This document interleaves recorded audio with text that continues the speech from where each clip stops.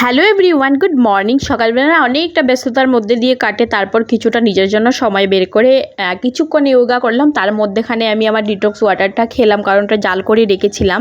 আর এটা খাওয়ার পর আমি আবার যাব, আরও আধা ঘন্টা সময় ইয়োগা করেছি, মানে এক্সারসাইজ করেছি। তারপর দেখো একদম ঘেমে একাকার অবস্থা, কিন্তু তারপর আমার ভীষণই ভালো লাগে, একদম রিল্যাক্স মানে ফ্রেশ ফিল হয়। আর তার সঙ্গে আমার চেহারাটা একদম রেড হয়ে যায়। তারপর আমি আমার ব্রেকফাস্ট রেডি করতে চলে এসেছি। তার সঙ্গে করেছিলাম চিলা, ওটস আর ছিল দই। তো অল্প একটু দই ছিল, দইটা বাড়ন্ত হয়ে গেছে। সকাল সকাল দই খেতে আমার বেশ ভালো লাগে। আমার না যে কোনো খাবার উপর দিয়ে দই দিয়ে খেতে না দারুণ লাগে।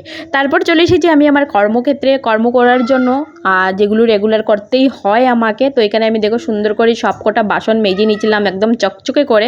আর তারপরে কিন্তু আমি বাসনগুলো জায়গা মতো রেখেও দিচ্ছিলাম, কারণ আমাকে এইটা এখন না করলে কখনো না কখনো আমাকেই করতে হতো, তাই করে নিচ্ছিলাম। মাঝে মাঝে মনে হয় একটা হেল্পিং হ্যান্ড হলে বেশ ভালো হতো, কিন্তু এখানে পাওয়া যায় না। আর তারপর মনে হয় নিজের কাজ নিজে করাই খুব ভালো, সেলফ ডিপেন্ডেন্ট হওয়া।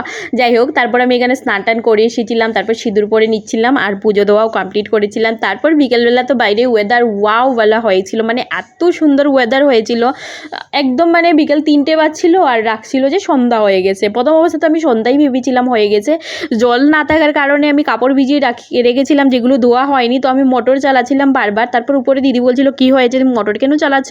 আমি বললাম সন্ধ্যা হয়ে গেছে তাই চালাচ্ছি। বলছে টাইমটা দেখো একবার। তারপর দেখছি না, 3টে বাজছে। তো মানে পুরো একটা মানে এপ্রিল ফুল ব্যাপার নিজেকে নিজে করে নিয়েছিলাম। তারপর সন্ধ্যাবেলা অনেকগুলো কাপড় ধুয়ে পুরো বারান্দাটা ধুয়ে দিয়েছি, কারণ বৃষ্টি পড়েছিল। তো আমার অনেক সময় কাজ করতে হয়েছে, 1.5 ঘন্টা মতো সময় লেগেছে। আমি পুরো ক্লান্ত, এনার্জি লেস হয়ে গিয়েছিল। তারপর ঝটপট করে এসে এখানে ডিম টোস্ট করে নিয়েছিলাম। আর তারপর দেখো এখানে চা করে নিয়েছিলাম। আর বর আসতে অনেকটা লেট হবে বলেছে, কিন্তু তারপর এসেছিল কিছুক্ষণ পর, মানে ঘন্টাখানেক লেট হয়েছে আসতে ডিউটির থেকে। কিন্তু নিয়ে এসেছিল ডিম, মানে মাছের ডিম, আর মাছও নিয়ে এসেছিলো। তো ঝটপট করে মাছের ডিম বড়া করেছি। আমরা এমনি এমনি খেয়ে নিই, ওই অপেক্ষা করতে পারি না যে ভাত রান্না হবে ভাতের সঙ্গে খাবো।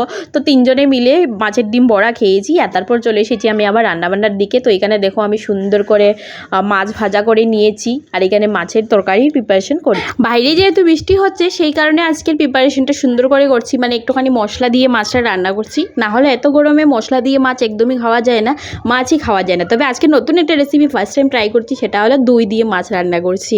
তো এখানে দিয়েছি, আসলে খেতেও কিন্তু অসাধারণ হয়েছিল। আমি তো নেক্সট টাইম নিশ্চয়ই ট্রাই করব, কারণ দই কাতলা তো রান্নাই করে। তবে এই মাছটা কাতলা মাছ তো ছিল না একদমই। যাই হোক, ফাইনাল লুকটা এই ছিল। আজকের এই ভিডিওটা এখানেই শেষ করছি। কেমন হয়েছে অবশ্যই জানিও, ভালো লাগলে প্লিজ ফলো করে দিও। Bye bye.